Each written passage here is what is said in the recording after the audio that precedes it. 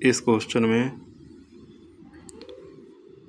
7 में हम 2 ऐड करेंगे 9 हो जाएगा, और 9 की 7 से मल्टीप्लाई करेंगे तो हमारा आ जाएगा 63।